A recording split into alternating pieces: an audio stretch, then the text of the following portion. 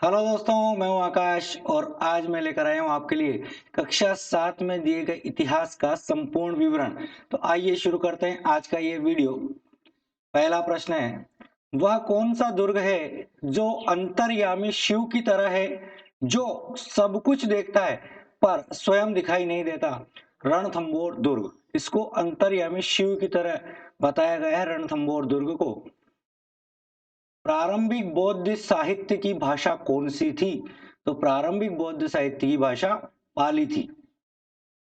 जैन साहित्य की भाषा कौन सी थी?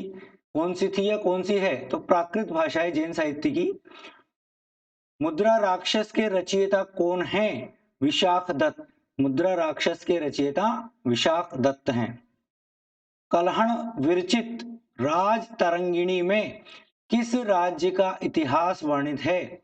कश्मीर का। किस राज्य का इतिहास वर्णित है कल्हण द्वारा लिखी गई राज तरंगिणी में? कश्मीर का, जिसमें प्रारंभ से लेकर 12वीं शताब्दी तक का इतिहास हमें देखने को मिलेगा।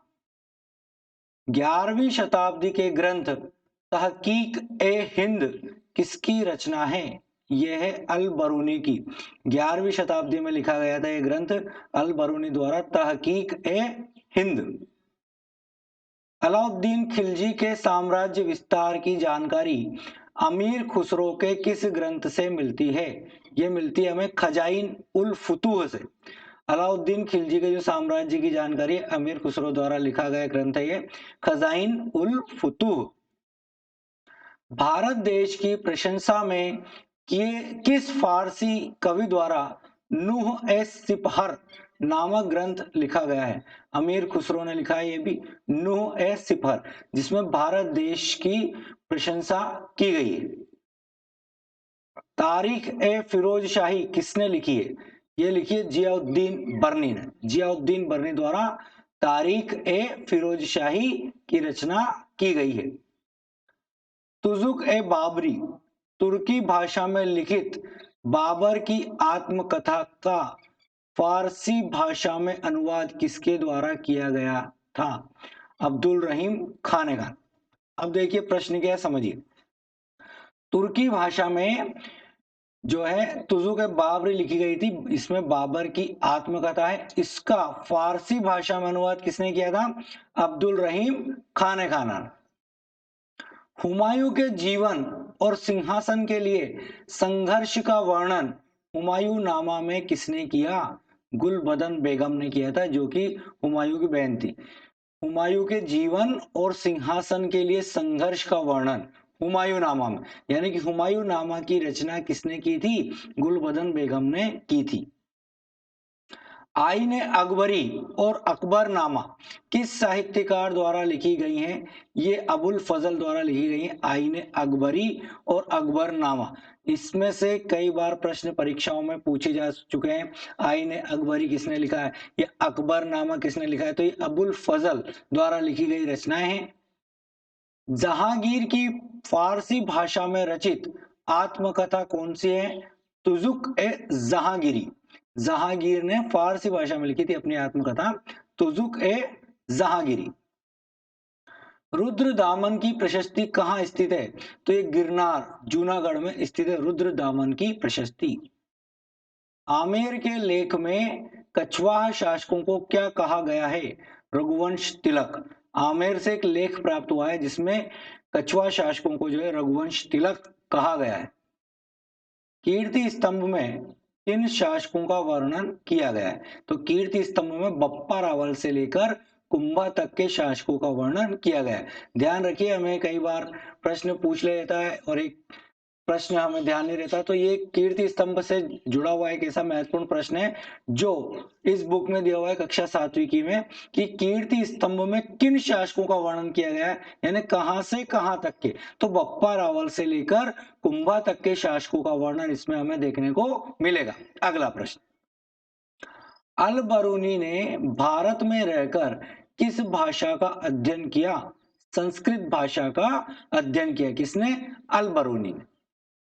हर्षवर्धन ने 606 ईस्वी में थानेश्वर, जो कि हरियाणा में, की राजधानी कहाँ स्थापित की? कन्नौज। हर्षवर्धन ने 606 ईस्वी में थानेश्वर की राजधानी कन्नौज में स्थापित की थी। 23 दिनों तक चलने वाले कन्नौज धर्म सम्मेलन में हर्षवर्धन ने किस चीनी यात्री को अध्यक्ष बनाया था? हेन सांग को। किसको बनाया था? हेन सांग। अब प्रश्न इस प्रकार भी पूछा जा सकता है कि हर्षवर्धन के काल में कौन सा चीनी यात्री भारत आया था? तो आपको याद रखना है हेन सांग। हर्ष के समय प्रत्येक 5 वर्ष में आयोजित होने वाली प्रयाग सभा, जिसमें हर्ष अपनी सारी संपत्ति दान करता था, को किस नाम से जाना जाता था? मोक्ष परिषद। किस नाम से जाना जाता था? मोक्ष परिषद के नाम से जाना जाता था, जिसमें छठी सभा जो है 643 ईस्वी में आयोजित की गई थी। इसी सभा में देखिए, पिछली प्रश्न में आपने देखा था कि चीनी यात्री जो आया था हेनसांग, उसको अध्यक्ष बनाया गया था। उस को जो है मोक्ष परिषद के नाम से जाना जाता था, प्रयाग सभा। हर्षकालीन सोने के सिक्के जिन पर हर्षदेव अंकित है, उन पर किसका चित्र उकेरा गया है? एक घुड़सवार का। हर्षकाल के जो सोने के सिक्के थे उन पर क्या अंकित है? हर्षदेव अंकित है, लेकिन उस पर चित्र किसका है? एक घुड़सवार का है। हर्षकाल की सोनीपत मोहर के शीर्ष पर किस जानवर की आकृति अंकित है? बैल की। अब देखिए, पिछला प्रश्न जो था उसमें क्या बताया गया कि जिस पर सोने के सिक्के जिस पर हर्षदेव अंकित है, उस पर तो किसका चित्र अंकित है? घुड़सवार का। और यहाँ प्रश्न है कि सोनीपत से जो मोहर मिली है उस पर बैल की आकृति अंकित है। नालंदा मोहर में हर्ष को क्या उपाधि दी गई है? तो नालंदा से जो मोहर प्राप्त हुई है उससे में महाराजाधिराज की उपाधि हर्ष को दी गई है। जयदेव ने किस कृति में हर्ष को कालिदास और भास की भांति महाकवि की उपाधि दी है? गीत गोविंदम में। जयदेव की जो कृति है गीत गोविंदम, उसमें उन्होंने हर्ष को जो है कालिदास और भास की भांति जो है महाकवि की उपाधि दी है। किसने? जयदेव ने। किसको? हर्ष को। हर्षचरित और कादंबरी की रचना किसने की? तो ये बाणभट्ट ने की थी हर्षचरित और कादंबरी की रचना। हर्ष का साम्राज्य कितने भागों में विभक्त था? 4 भागों में। उनके क्रमानुसार नाम बताइए। क्रमानुसार नाम पूछे, यानी कि पहला, दूसरा, तीसरा। तो पहला क्रम से इसमें प्रांतों में, भुक्तियों में, विषयों में और ग्रामों में। अर्थात क्या कहना चाह रहा है प्रश्न कि जो हर्ष का साम्राज्य था उसका प्रशासन किस अनुसार चलता था? तो उसमें सबसे बड़ी इकाई कौन सी थी और सबसे छोटी इकाई कौन सी थी? तो सबसे बड़ी इकाई थी प्रांत, फिर वो प्रांत से छोटी इकाई थी भुक्तियां, जिनको डिवीजन कहा गया, फिर ये विषयों में विभक्त था जिसको जिले कहा गया है, और सबसे छोटी इकाई थी जिसे ग्राम कहा गया। यानी 4 भागों में जो है हर्ष का साम्राज्य विभक्त था।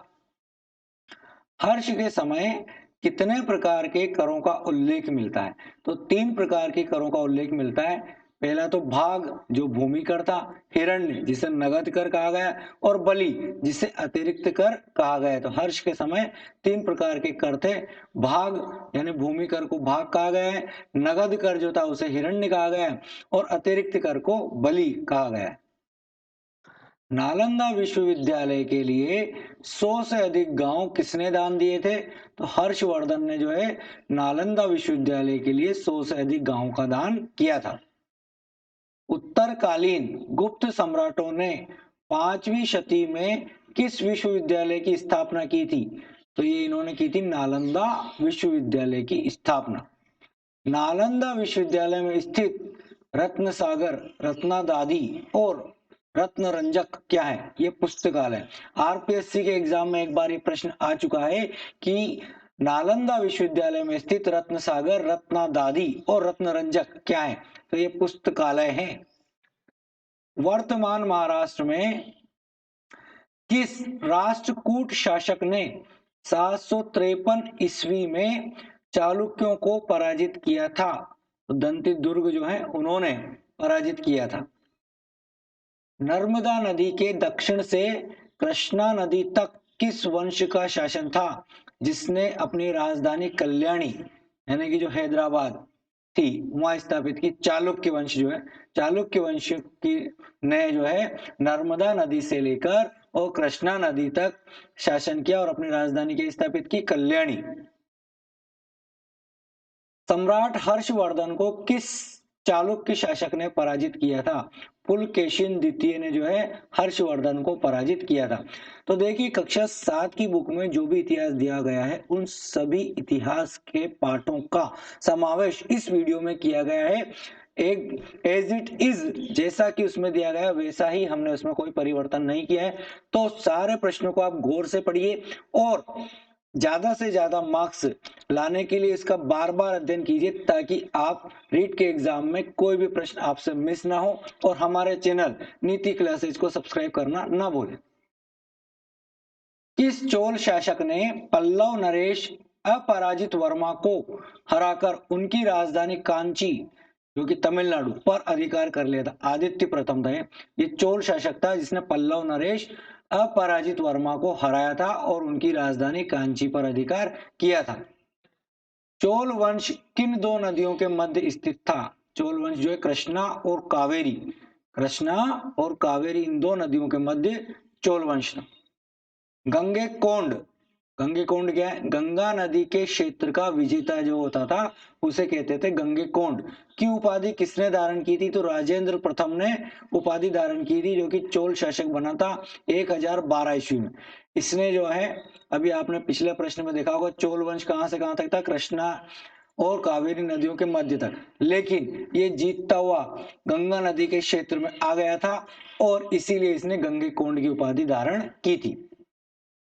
चोल वंश के किस शासक ने जल सेना बनाकर बंगाल की खाड़ी और बर्मा पर अधिकार किया था? तो ये भी राजेंद्र प्रथम ही था जिसने जल सेना बनाई और बंगाल की खाड़ी पर भी अधिकार किया और यहां तक बर्मा तक भी पहुंच गया था राजेंद्र प्रथम। कंबन रामायण किस भाषा में लिखी गई है? तो ये तमिल भाषा में लिखी गई है। वातापी का विरूपाक्ष मंदिर किस चालुक्य शासक के द्वारा बनवाया गया था? ये विक्रमादित्य द्वितीय के द्वारा बनवाया गया था। वातापी का विरूपाक्ष मंदिर, ध्यान रखिएगा, वातापी का विरूपाक्ष मंदिर किसने बनवाया था? विक्रमादित्य द्वितीय ने। महाबलीपुरम जिसको मामल्लपुरम भी कहते हैं का मंदिर कहाँ स्थित है? चेंगलपट्टू तमिलनाडु। कहाँ स्थित है? चेंगलपट्टू तमिलनाडु। एलोरा का कैलाश मंदिर कहाँ स्थित है? औरंगाबाद महाराष्ट्र में। वृहदेश्वर मंदिर जिसको राज राजेश्वर मंदिर भी कहते हैं जिसमें धातु की बनी नटराज की मूर्ति स्थापित की गई है, कौन से मंदिर में? राज राजेश्वर मंदिर में। वर्तमान में कहां पर है? तंजौर तमिलनाडु में। कहां पर है? तंजौर तमिलनाडु में। अब प्रश्न ये पूछ रहे हैं ये बृहदेश्वर मंदिर किसने बनवाया था? तो इसको देखिए इसका एक नाम और है राज राजेश्वर मंदिर। तो इसको राज राजा प्रथम ने ही बनवाया था। मिहिर भोज 840 ईस्वी में हुआ, किस वंश का शासक था? ये गुर्जर प्रतिहार वंश का शासक था मिहिर भोज। गुर्जर प्रतिहारों को हराकर गाहड़वाल वंश की स्थापना किसने की थी? तो गाहड़वाल वंश की स्थापना की थी चंद्रदेव ने। गाहड़वाल वंश का अंतिम शासक कौन था? जयचंद। मोहम्मद गोरी के समय आपने पढ़ा होगा, ये राजा बना था 1170 ईस्वी में और 1194 ईस्वी में जो है मोहम्मद गोरी ने इसको चंदावर के युद्ध में पराजित किया था। चंदेल शासक परमाल को 1182 ईस्वी में किसने पराजित किया था? ये पराजित किया था पृथ्वीराज चौहान तृतीय ने परमाल को 1182 ईस्वी में। अब देखिए आपने मोहम्मद गोरी और पृथ्वीराज चौहान के युद्ध तो पढ़े होंगे, लेकिन ये पृथ्वीराज चौहान का एक विशेष युद्ध है जो परमाल से हुआ था 1182 ईस्वी में। आला उदल किस शासक के सामंत थे? परमाल के शासक थे। आपने आला उदल का नाम सुना होगा। आला और उदल ये जो है परमाल के शासक थे, इसको चंदेल वंश का शासक था जिसको पृथ्वीराज चौहान तृतीय ने पराजित किया था। महमूद गजनवी ने सोमनाथ मंदिर पर किस वंश के समय आक्रमण किया था? सोलंकी वंश के समय जो है महमूद गजनवी का सोमनाथ मंदिर पर आक्रमण हुआ था। पाल वंश के काल में कौन से विश्वविद्यालय की स्थापना हुई थी? विक्रमशिला विश्वविद्यालय की स्थापना हुई थी पाल वंश के काल में। शिशुपाल वध किसकी रचना है? ये माघ की रचना है, कवि माघ द्वारा लिखा गया है शिशुपाल वध। किरातार्जुनीयम के रचयिता कौन है? भारवी। किरातार्जुनीयम के रचयिता भारवी हैं। देउल शैली में निर्मित लिंगराज मंदिर कहाँ स्थित है? भुवनेश्वर, उड़ीसा में। देउल शैली में, किस शैली में? ये देउल शैली में निर्मित है। कौन सा मंदिर? लिंगराज मंदिर। कहाँ स्थित है? भुवनेश्वर, उड़ीसा। कोणार्क का सूर्य मंदिर और जगन्नाथपुरी का मंदिर कहाँ स्थित है? उड़ीसा में। अब देखिए बहुत सारे मंदिरों का वर्णन भी इसमें आया है। पिछली बार एक मंदिर पूछ लिया गया था रीट के एग्जाम में, तो इन मंदिरों का आप ध्यान रखिएगा। महमूद गजनवी ने गुजरात के प्रसिद्ध सोमनाथ मंदिर पर कब आक्रमण किया था? 1025 ईस्वी में आक्रमण किया था सोमनाथ मंदिर पर। मोहम्मद गोरी का अंतिम अभियान किसके विरुद्ध था?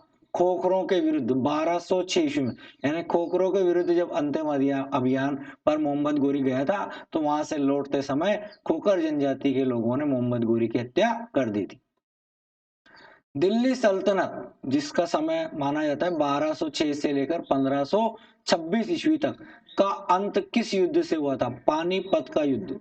पानीपत के युद्ध से जो है दिल्ली सल्तनत का अंत हुआ था। हम्मीर महाकाव्य किसकी रचना है? तो ये नयन चंद्र सूरी की रचना है। जोधराजकृत कौन सी कृति से रणथंभौर के चौहान शासकों की जानकारी मिलती है? तो जोधराजकृत हम्मीर रासों से जो है रणथंभौर के चौहान शासकों की जानकारी हमें मिलती है। जैत्र सिंह का पुत्र हम्मीर देव कब रणथंभौर की गद्दी पर बैठा था? 1282 ईस्वी में जो है जैत्र सिंह का पुत्र हम्मीर देव रणथंभौर की गद्दी पर बैठा था। प्रश्न ये भी पूछ लिया जा सकता है हम्मीर देव रणथंभौर का शासक कब बना? तो 1282 ईस्वी में। हम्मीर देव ने मेवाड़ के किस शासक को पराजित किया था? समर सिंह को। याद रखिएगा, समर सिंह ये कहाँ का शासक था? मेवाड़ का। जलालुद्दीन खिलजी ने रणथंभौर के किस दुर्ग पर 1291 ईस्वी में अधिकार किया था? जाइन दुर्ग पर। कौन से दुर्ग पर? जाइन दुर्ग पर 1291 ईस्वी में जलालुद्दीन खिलजी ने जो है रणथंभौर के अधिकार में जो क्षेत्र था उस पर अधिकार किया था। 1296 ईस्वी में जलालुद्दीन की हत्या कर कौन दिल्ली का सुल्तान बना था? तो 1296 में अलाउद्दीन खिलजी जो है जलालुद्दीन की हत्या कर दिल्ली का सुल्तान बना था। अलाउद्दीन ने रणथंभौर के अभियान के लिए किसे नियुक्त किया? रणथंभौर के अभियान के लिए एक तो उलुग खां को और एक नुसरत खां को नियुक्त किया था।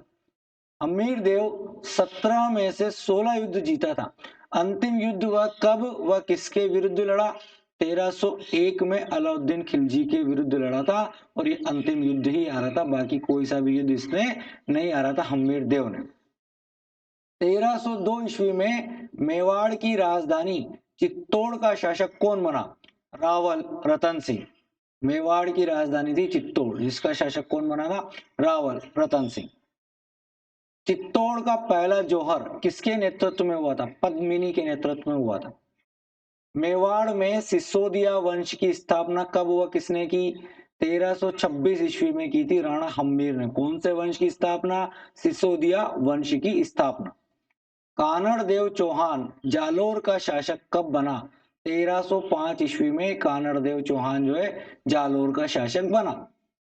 जालोर का प्रवेश द्वार किस दुर्ग को कहा जाता है? सिवाना दुर्ग। अब ये सिवाना दुर्ग कहाँ है? बाड़मेर। अलाउद्दीन खिलजी के किस सेनापति को मलकाना के राजपूतों ने बंदी बना लिया था? शम्स खां। अलाउद्दीन का सेनापति था शम्स खां, जिसको मलकाना जो कि मेड़ता में पड़ता था वहां के राजपूतों ने बंदी बना लिया था। राव शेखा द्वारा विजित क्षेत्र वर्तमान में क्या कहलाता है? शेखावाटी। शेखावाटी को जो है राव शेखा द्वारा जीता गया था, इसीलिए इसको शेखावाटी क्षेत्र के नाम से वर्तमान में हम जानते हैं। 1433 ईस्वी में महाराव शेखा का जन्म किस वंश में हुआ था? कछवा वंश में हुआ था। ये कछवा थे महाराव शेखा, लेकिन इन्होंने शेखावाटी क्षेत्र में जो है अधिकार किया था। शेखा ने 1471 ईस्वी में किस आमेर शासक को पराजित किया था? चंद्रसेन को पराजित किया था, जो स्वयं शेखा का बड़ा भाई था। एक लिंग महात्म्य रसिक प्रिया और कुंभलगढ़ प्रशस्ति के अनुसार 1433 ईस्वी में मेवाड़ का शासक कौन बना? महाराणा कुंभा जो है मेवाड़ का शासक बना। 1437 ईस्वी में कुंभा ने किस युद्ध में मालवा के सुल्तान महमूद खिलजी को परास्त किया था? सारंगपुर के युद्ध में। बहुत ही महत्वपूर्ण प्रश्न है। सारंगपुर का युद्ध कब हुआ था? 1437 ईस्वी में। किसके मध्य हुआ था? तो कुंभा और महमूद खिलजी के मध्य हुआ था, जिसमें कौन जीता था? कुंभा जीता था। गुजरात के शासक कुतुबुद्दीन और नागौर के शासक शम्स खां की संयुक्त सेना को किसने पराजित किया था? महाराणा कुंभा ने पराजित किया था। कुंभा द्वारा मेवाड़ में 84 में से 32 दुर्गों का निर्माण करवाया गया। कितने? 84 में से 32। इनमें से किस दुर्ग को अजय दुर्ग के नाम से जाना जाता है? कुंभलगढ़ जो दुर्ग है उसको अजय दुर्ग के नाम से जाना जाता है। बाबर और इब्राहिम लोदी के मध्य पानीपत का प्रथम युद्ध कब हुआ था? 1526 ईस्वी में पानीपत का प्रथम युद्ध हुआ था बाबर और इब्राहिम लोदी के मध्य। दिल्ली पर मुगल साम्राज्य की नींव किसने रखी? बाबर ने रखी। हरियाणा में रेवाड़ी के हेमचंद्र उर्फ हेमू किस नाम से दिल्ली पर गद्दी पर बैठा? विक्रमादित्य। हरियाणा में रेवाड़ी के जो हेमचंद्र था उर्फ हेमू जो है दिल्ली की गद्दी पर किस नाम से बैठा था? विक्रमादित्य के नाम से। महाराणा प्रताप का जन्म कुंभलगढ़ में कब हुआ था? 9 मई 1540 को हुआ था कुंभलगढ़ दुर्ग में महाराणा प्रताप का जन्म। प्रश्न ये भी पूछा जा सकता है किस दुर्ग में हुआ? तो कुंभलगढ़ दुर्ग हमें याद रखना है। इसके समय जो था वो है 9 मई 1540, जिसको कहा गया है ज्येष्ठ शुक्ल तृतीया विक्रम संवत 1597। महाराणा प्रताप की मृत्यु कब हुई? 19 जनवरी 1597 को हुई थी। उदय सिंह और जयवंता बाई के पुत्र महाराणा प्रताप का राज्यारोहण कहाँ हुआ? गोगुंदा में हुआ था। राज्यारोहण याद रखना है, कई बार राज्यारोहण पूछ लिया गया है। महाराणा प्रताप का राज्यारोहण गोगुंदा में हुआ था।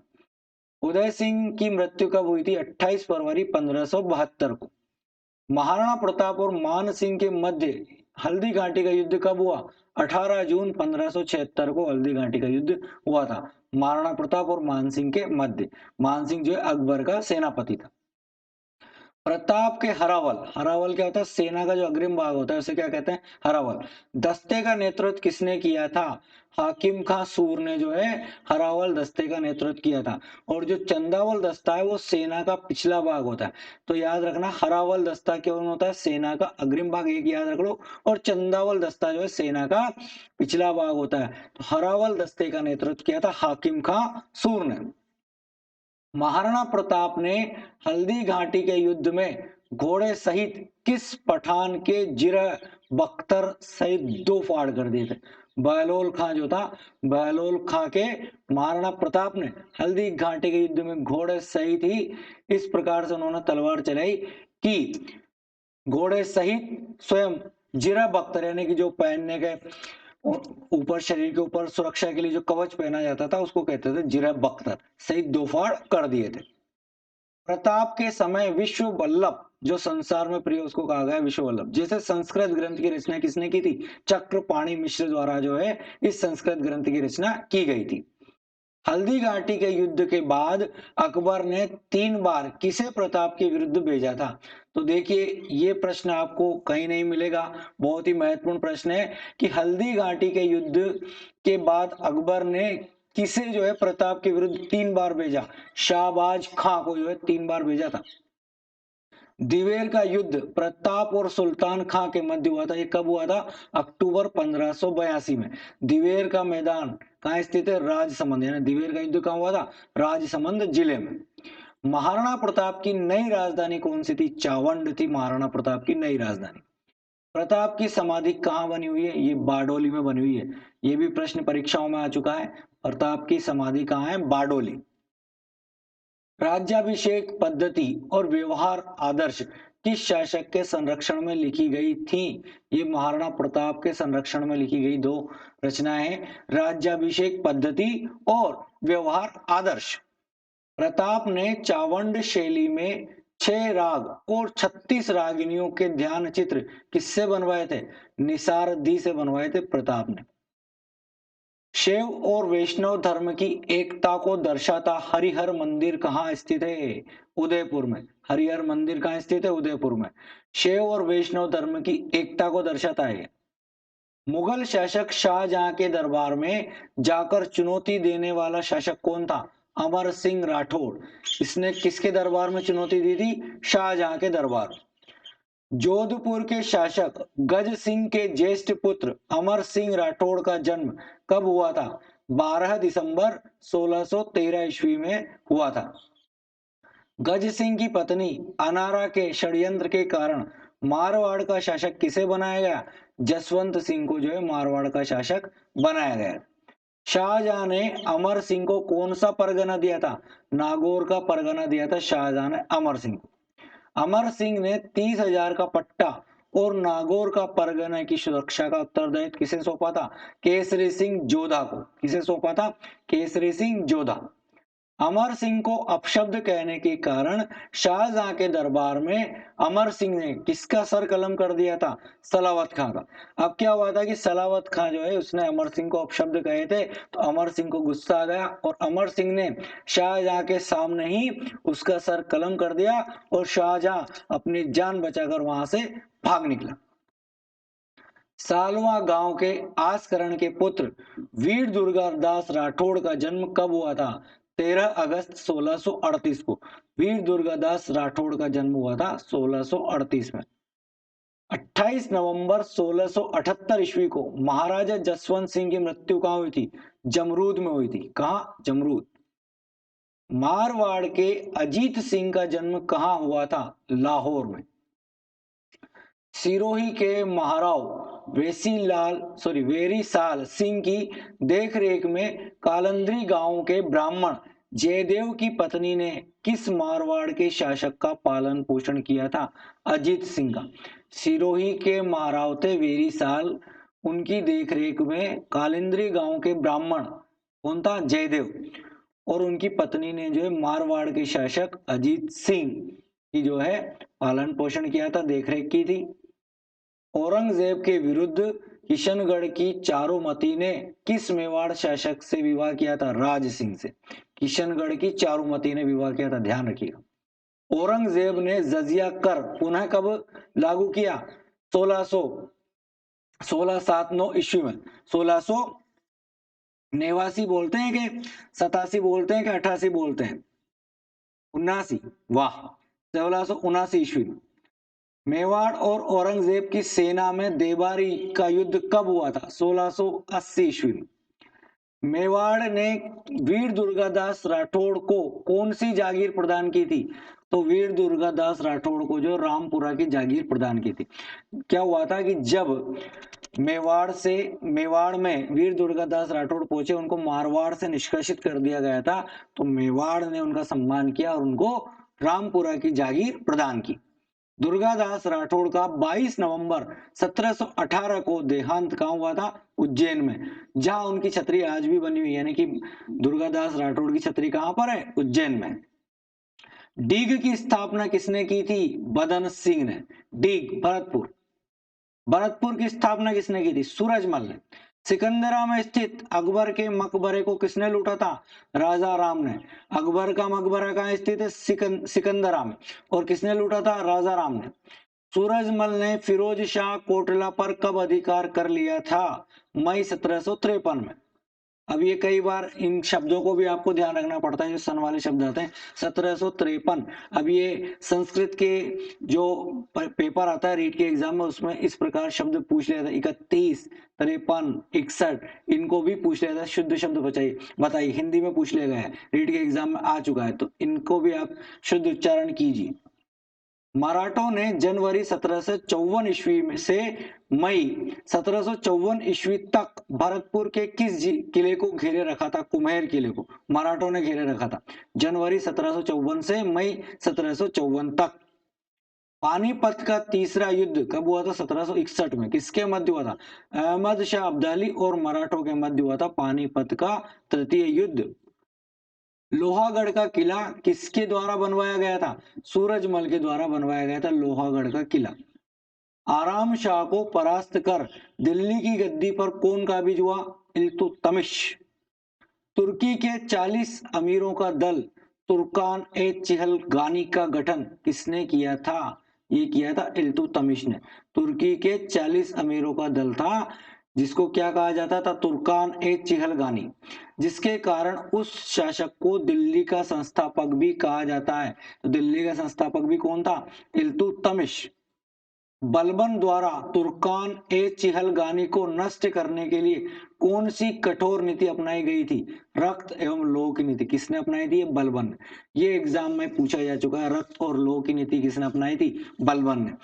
किसको नष्ट करने के लिए? तुर्कान ए चिहलगानी को नष्ट करने के लिए, जो कि इल्तुतमिश द्वारा बनाया गया एक 40 अमीरों का दल था। किस सुल्तान ने नियाबत ए खुदाई अर्थात ईश्वर की छाया कहा अर्थात जिल ए अल्लाह अर्थात खुदा का प्रतिनिधि की उपाधि धारण की? बलबन ने। ये जो बलबन था इसने स्वयं को जो है ईश्वर की छाया कहा है, जिसको उर्दू में कहा जाता है नियाबत ए खुदाई या जिल ए अल्लाह अर्थात खुदा का प्रतिनिधि की उपाधि धारण की थी बलबन ने। दिल्ली पर प्रथम अफगान साम्राज्य की स्थापना किसने की थी? बहलोल लोदी ने दिल्ली पर प्रथम अफगान साम्राज्य की स्थापना की थी। अकबर ने तीर्थ यात्रा कर कब समाप्त किया था? 1563 में जो है तीर्थ यात्रा कर समाप्त कर दिया। अकबर ने 1564 ईस्वी में कौन सा कर समाप्त किया था?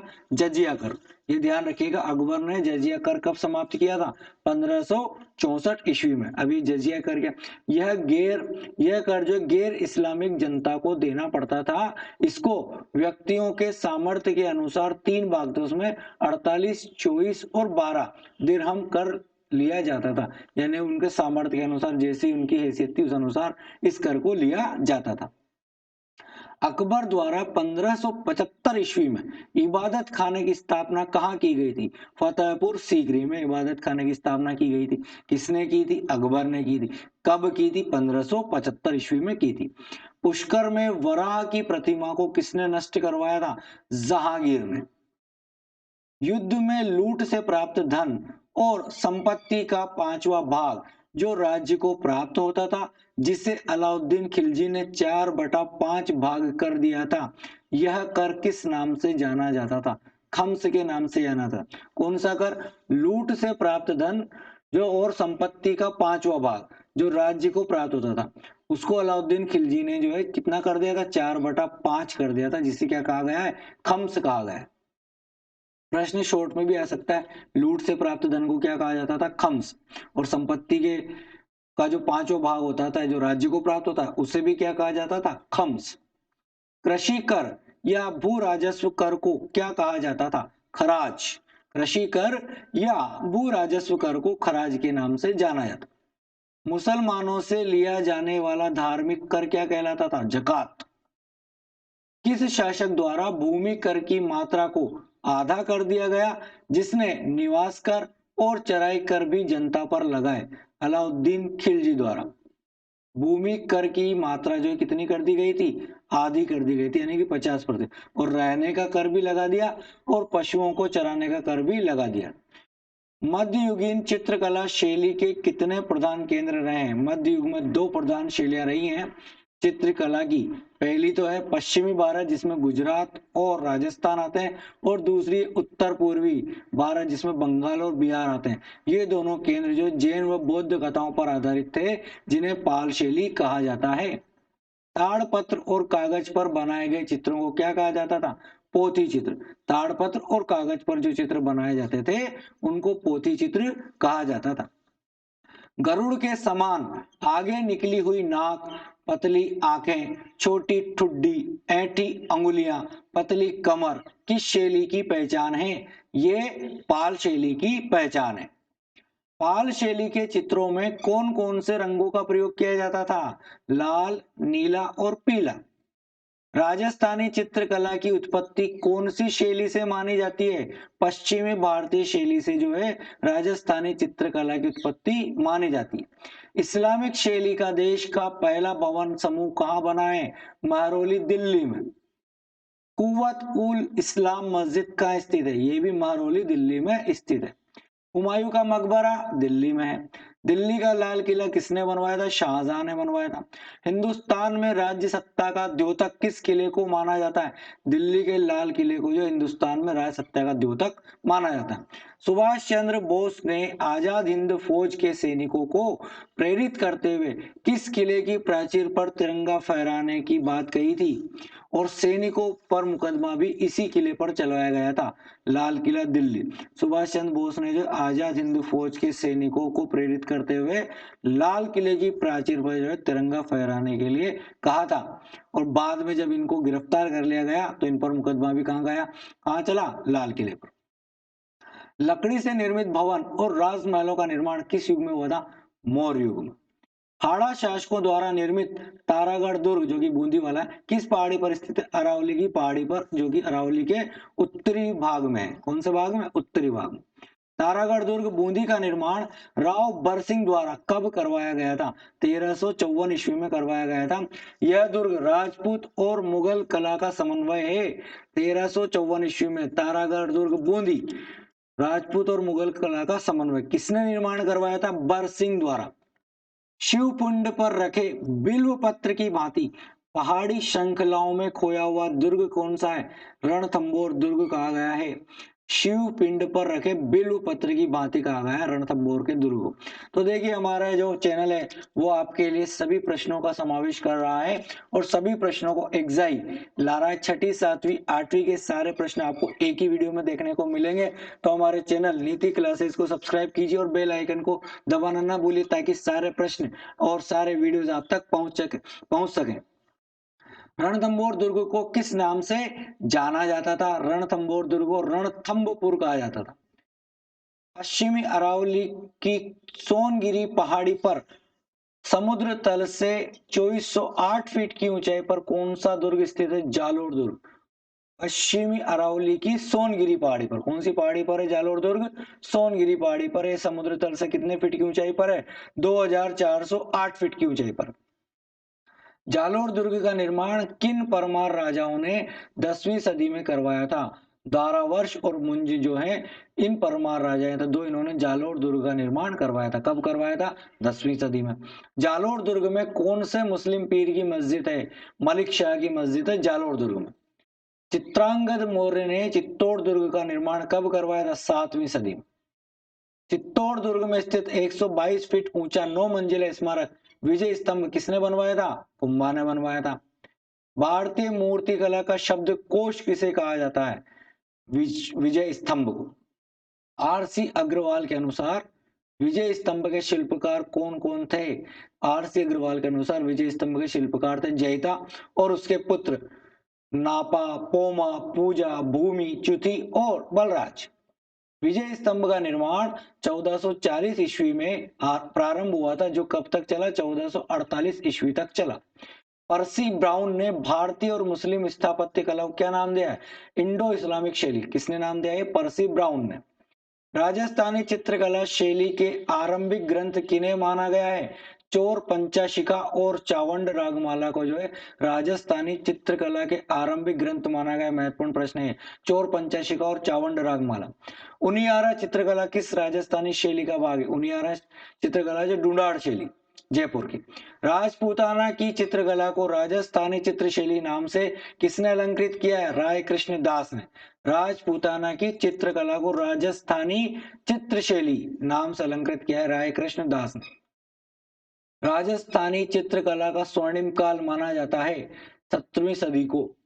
मंदिर का तल छंद, जिसको भूमि तल या ग्राउंड प्लान भी कहते हैं, कितने भागों में विभाजित होता है? 3 में। प्रवेश मंडप, सभा मंडप और गर्भगृह। मंदिर का जो तल छंद होता है। कमलेश्वर महादेव मंदिर कहाँ स्थित है? बूंदी में। त्रिविक्रम की मूर्ति राजस्थान में कहाँ है? ये नागदा उदयपुर में है त्रिविक्रम की मूर्ति। शाक्त मत के देवालयों में किसकी प्रतिमाओं का निर्माण प्रधानता से किया गया है? महिषासुर मर्दिनी, जो कि जगत उदयपुर और ओसिया जोधपुर में स्थित है। शाक्त मत के जो देवालय हैं उसमें जो महिषासुर मर्दिनी की मूर्ति का निर्माण प्रधानता के साथ किया गया है, जो कि जगत उदयपुर और ओसिया जोधपुर में स्थित है। शेषशाही विष्णु और नटराज की मूर्ति राजस्थान में कहाँ स्थित है? बारडोली, रावतबाड़ा। शेषशाही विष्णु और नटराज। वरमाण का सूर्य मंदिर किस जिले में है? सिरोही में। वरमाण का सूर्य मंदिर। कल्याणपुर का चतुर्मुखी शिवलिंग किस जिले में स्थित है? ये बाड़मेर में कल्याणपुर का चतुर्मुखी शिवलिंग। नथमल की हवेली कहाँ स्थित है? जैसलमेर में है नथमल की हवेली। सेठों की छतरियां या सेठों की नगरी किसे कहा जाता है? रामगढ़, सीकर। मानव जीवन के विभिन्न चित्र किस क्षेत्र की छतरियों में देखने को मिलते हैं? शेखावटी क्षेत्र की जो छतरियां हैं उसमें मानव जीवन के जो चित्र देखने को मिलते हैं। देवी सिंह और लक्ष्मण सिंह जैसे शासकों की छतरियां कहाँ बनी हुई हैं? ये सीकर जिले में बनी हुई है। प्रश्न ये भी आ सकता है कि देवी सिंह और लक्ष्मण सिंह का संबंध किस जिले से? तो सीकर जिले से। शेखावाटी संभाग की सबसे बड़ी छतरी किसकी है? राम गोपाल पोद्दार की। नेड़ा अंचल की छतरियां स्थित है अलवर में। नेड़ा अंचल की छतरियां अलवर। पंचकुंडा की छतरियां मंडोर। राम मालदेव ने से लेकर तख्त सिंह तक के शासकों के लाला घाटू के पत्थरों से बने स्मारक कहाँ स्थित है? ये मंडोर में स्थापित है। राव मालदेव और तख्त सिंह। पत्थर की वह कुंडी जिसमें चीजें कूटी जाती हैं उसे क्या कहा जाता था? खरल। पत्थर की कुंडी है जिसमें चीजें क्या की जाती थी? कूटी जाती थी, उसे खरल कहा जाता। दक्षिण भारत में शिव भक्तों को किस नाम से जाना जाता है? नैनार। दक्षिण भारत में शिव भक्तों को नैनार कहा जाता है। दक्षिण भारत में अलवार भक्तों को क्या जाता है? अलवार आ जाए, आलवार भक्त आ जाए उनको विष्णु भक्तों को कहा जाता है। ये प्रश्न परीक्षा में आ चुका है। उत्तरी भारत में भक्ति आंदोलन के प्रवर्तक रामानंद। पेरी अलवार की बेटी अंडाल जिसने थिरुपवई की रचना की को दक्षिण भारत में क्या कहा जाता है? दक्षिण की मीरा। किसे कहा जाता है? अंडाल को कहा जाता है। अंडाल ने किसकी रचना की थी? थिरुपवई की। सिख पंथ के संस्थापक गुरु नानक का जन्म कब वो कहाँ हुआ था? इनका जन्म हुआ था 1469 ईस्वी में तलवंडी जो कि पाकिस्तान में है, जिसे ननकाना साहिब के नाम से जाना जाता है। करतारपुर का गुरु नानक का डेरा किस नदी के तट पर स्थित है? रावी नदी के तट पर स्थित है। सिख, ये ध्यान रखना रावी नदी वाला प्रश्न। सिख पंथ के उपासना स्थल को क्या कहा जाता है या क्या कहते हैं? गुरुद्वारा या धर्मशाल कहा जाता है। चैतन्य महाप्रभु का संबंध किस राज्य से? बंगाल। संत ज्ञानेश्वर, नामदेव, एकनाथ, तुकाराम, गुरु रामदास, चोखा मेला और सखुबाई का संबंध किस राज्य से? महाराष्ट्र से। ध्यान रखना है, परीक्षा में एक बार पूछा जा चुका है। संत ज्ञानेश्वर का संबंध किस राष्ट्र से है? तो महाराष्ट्र से। किस राज्य से? महाराष्ट्र से। और नामदेव का भी परीक्षा में प्रश्न आ चुका है। पंढरपुर महाराष्ट्र में विट्ठल को किस देवता का अवतार माना गया? विष्णु जी का। कश्मीर से लेकर कन्याकुमारी तक 1100 मठ और अखाड़े स्थापित करने वाले हनुमान जी के उपासक जो प्रतिदिन 1200 सूर्य नमस्कार करने वाले और शिवाजी के गुरु थे, गुरु रामदास थे। जी गुरु रामदास की ये सारी विशेषताएं थी जिन्होंने कश्मीर से लेकर कन्याकुमारी तक 1100 मठ स्थापित किए थे और अखाड़े स्थापित किए थे। हनुमान जी के उपासक थे और जो रोजाना कितने सूर्य नमस्कार करते थे? 1200 सूर्य नमस्कार करते थे। और किसके गुरु थे? शिवाजी के।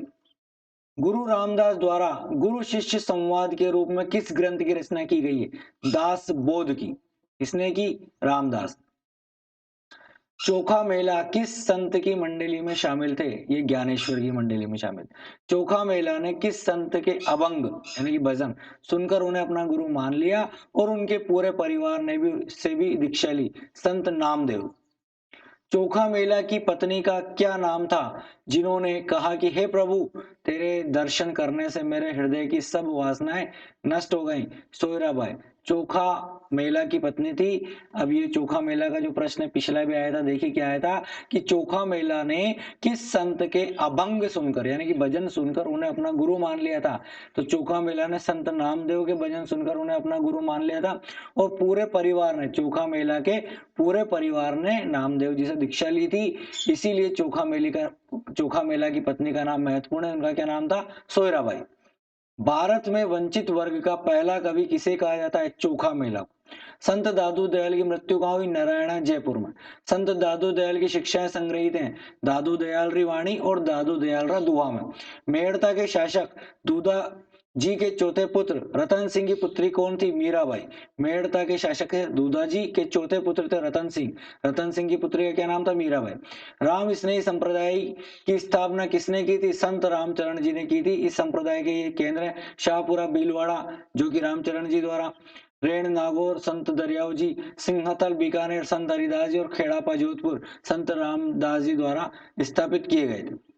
बाबा फरीद का संबंध किससे है? पंजाब से। कुतुब मीनार, बख्तियार काकी और निजामुद्दीन औलिया किस क्षेत्र से संबंधित है? दिल्ली से। शेख हममुद्दीन नागौरी की दरगाह कहाँ स्थित है? सुअल नागौर में। अमीर खुसरो के गुरु हजरत निजामुद्दीन औलिया, गोरी सोवे सेज पर सिर पर डाले केस, ये वाली आपने अमीर खुसरो की बात सुनी होगी। शेख हममुद्दीन नागौरी की दरगाह कहाँ स्थित है? सुअल नागौर में। अमीर खुसरो जो है निजामुद्दीन औलिया की जब मृत्यु पर ये उन्होंने शब्द कहे थे। गीदड़ नृत्य किस वाद्य यंत्र की थाप पर किया जाता है? चंग। विद्युत गति से के समान किस नृत्य को माना जाता है? तेरह ताली नृत्य जो विद्युत गति के समान माना जाता है। काली सिंध नदी के पास त्रिकूट पर्वत पर निर्मित केला देवी करौली के मंदिर में महालक्ष्मी और चामुंडा माता की प्रतिमा स्थित है। केला देवी को किसका अवतार माना गया है? महालक्ष्मी का अवतार माना गया है। तो केला देवी का मंदिर कहाँ है? करौली में। जहां पर कौन कौन सी प्रतिमा स्थित है? महालक्ष्मी की और चामुंडा माता की है। तो केला देवी को किसका अवतार माना जाता है? महालक्ष्मी का अवतार माना जाता है। केला देवी के सामने स्थित हनुमान मंदिर को स्थानीय लोग किस नाम से पुकारते हैं? लांगुरिया। चैत्र नवरात्र के दौरान अलगोजों की धुन पर लांगुरिया गीत और लांगुरिया नृत्य का आयोजन कहाँ होता है? केला देवी में। कछवा शासक दूल्हा राय ने जम्बूगिरी पर्वत पर कौन सी कुल देवी का मंदिर बनवाया था? जमवाय का। जमवाय माता का या जामवंती, जिनको जमुआ रामगढ़ के बांध के निकट है जयपुर में। जयंती माला या जीण माता, जिन्हें माँ दुर्गा का अवतार माना जाता है, का इनका मंदिर कहाँ है? जीण माता का मंदिर रेवासा सीकर, जिनको जयंती माला कहा जाता है। भागवत पुराण के 9वें स्कंद में किस शक्तिपीठ का वर्णन मिलता है? जीण माता का वर्णन मिलता है भागवत पुराण के 9वें स्कंद में। ऐसी मान्यता है कि धाधु गांव चूरू की चौहान राजकन्या जीण माता दुर्गा के रूप में और उनके भाई हर्ष को भैरव के अवतार के रूप में प्रसिद्ध हुए। जीण माता को महिषासुर मर्दिनी के रूप में भी जाना जाता है। पांडव द्वारा इस मंदिर का निर्माण करवाया गया था। त्रिपुरा सुंदरी का मंदिर कहाँ स्थित है? बांसवाड़ा में। बांसवाड़ा डूंगरपुर क्षेत्र में यह तीर्थ तरतई माता के नाम से जाना जाता है। तरतई शब्द त्रितई का अपभ्रंश है, जिसका अर्थ क्या होता है? त्रितत्व, यानी तीन तत्वों से युक्त। उमराई गांव का संबंध किससे? त्रिपुरा सुंदरी से। काले पत्थर से बनी मां त्रिपुरा की अष्टादश भुजाओं की प्रतिमा को किस अन्य नाम से भी जाना जाता है? राज राजेश्वरी त्रिपुरा के नाम से जाना जाता है। शाक्त ग्रंथों में जगत की बीज और परम शिव का दर्पण किसे कहा गया है? महात्रिपुरा सुंदरी को कहा गया है। कालिका पुराण में त्रिपुरा को किसकी भार्या बताया गया है? त्रिपुर शिव की भार्या बताया गया है। त्रिपुरा सुंदरी की कथा किस ग्रंथ में वर्णित है? त्रिपुरा रहस्य में। बंडासुर या भंड दैत्य को भस्म करने के लिए किसने अवतार लिया था? त्रिपुरा सुंदरी ने। मां त्रिपुरा को कुल देवी के रूप में किस समाज के द्वारा पूजा जाता है? पंचाल समाज या पांचाल समाज के द्वारा पूजा जाता है। 14 चोकला पंचाल समाज द्वारा 2006 में स्वर्ण कीर्ति स्तंभ का निर्माण मंदिर में करवाया गया था। स्वर्ण कीर्ति स्तंभ का निर्माण जो है मां त्रिपुरा के मंदिर में है। चमड़े से युक्त वाद्य यंत्रों को क्या कहा जाता है? अवनद्य। चंग, भपंग, मादल, नगाड़ा और इकतारा, ये अवनद्य जो है चमड़े से युक्त वाद्य यंत्र है। धातु से बने हुए वाद्य यंत्रों को क्या कहा जाता है? घन। मंजीरा, खड़ताल, ताशा। फूंक से बजने वाले वाद्य यंत्रों को क्या कहा जाता है? सुशीर, जिसमें अलगोजा, शहनाई, पुंगी और तुरही आते हैं। तार लगे हुए वाद्य यंत्रों को तत्वाद्य, सारंगी, तंदूरा, जंतर, रावणत्ता। मीराबाई कौन से वाद्य यंत्र को बजाती थी? इकतारा को। युद्ध के समय रणभेरी के रूप में बजाए जाने वाला वाद्य यंत्र नगाड़ा, जिसको बम या टामक भी कहते हैं। मिट्टी से बना ढोलक के आकार का वाद्य यंत्र जिस पर हिरण या बकरे की खाल का इस्तेमाल किया जाता था, क्या कहलाता था? मांदल। मिट्टी से बने ढोलक के आकार का वाद्य यंत्र मांदल। किस वाद्य यंत्र के तार बकरे की आंत के और गज में घोड़े की पूंछ के बाल बंधे होते हैं? सारंगी है। सारंगी में जो है बकरे की आंत के तार होते हैं और गज में घोड़े की पूंछ के बाल होते हैं। लकड़ी के गोल घेरे से बना ताल वाद्य जिसे होली के अवसर पर बजाया जाता था, चंग या ढप। होली के अवसर पर पुरुषों द्वारा किया जाने वाला मेवाड़ और बाड़मेर क्षेत्र का प्रसिद्ध नृत्य कौन सा है जो तलवार युद्ध और पट्टेबाजी जैसा प्रतीत होता है? घेर नृत्य, जिसको घेर भी कहते हैं। पहले घेर कहते थे और अब घेर में परिवर्तित हो गए। गीदड़ नृत्य का मुख्य वाद्य यंत्र कौन सा है? नगाड़ा। विभिन्न प्रकार के स्वांग जैसे साधु शिकारी, सेठ सेठानी, दूल्हा दुल्हन आदि किस नृत्य में रचाए जाते हैं? गीदड़ नृत्य में। चंग नृत्य में चंग के साथ किस वाद्य यंत्र का प्रयोग किया जाता है? बांसुरी का। वृत्ताकार नृत्य कौन कौन से हैं? घेर, गीदड़, डांडिया। विवाह के अवसर पर पुरुषों द्वारा किया जाने वाला जालोर का प्रसिद्ध नृत्य ढोल नृत्य। जसनाती संप्रदाय के लोगों द्वारा किया जाने वाला नृत्य कौन सा? अग्नि नृत्य। बर्म रसिया किस क्षेत्र का नृत्य? अलवर व भरतपुर का। कामड़ जाति द्वारा बैठकर किया जाने वाला नृत्य कौन सा? तेरह ताली नृत्य। तेरह ताली नृत्य में मुख्यतः किस लोक देवता के भजन गाए जाते हैं? रामदेव जी के। तलवार की धार पर नाचना, कांच के टुकड़ों पर, नुकीली कीलों पर, जमीन पर पड़े रुमाल को मुंह से उठाना और ताली के किनारों पर नृत्य करना, ये किस नृत्य के उदाहरण है? भवाई नृत्य के, याद रखिएगा।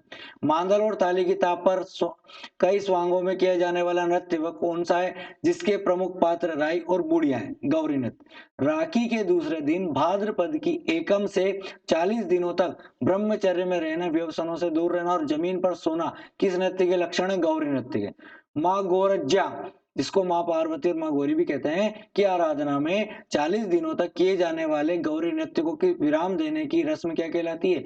गलावण और वलावण। सपेरा जाति द्वारा किए जाने वाले किस नृत्य को यूनेस्को ने सूचीबद्ध किया है? कालबेलिया। चक्री नृत्य किस जाति की देन है? कंजर। राजस्थान संगीत संस्थान, कथक केंद्र, रविंद्र मंच, जवाहर कला केंद्र, राजस्थान कला अकादमी, ये सब जयपुर में स्थित है। राजस्थान संगीत नाटक अकादमी जोधपुर।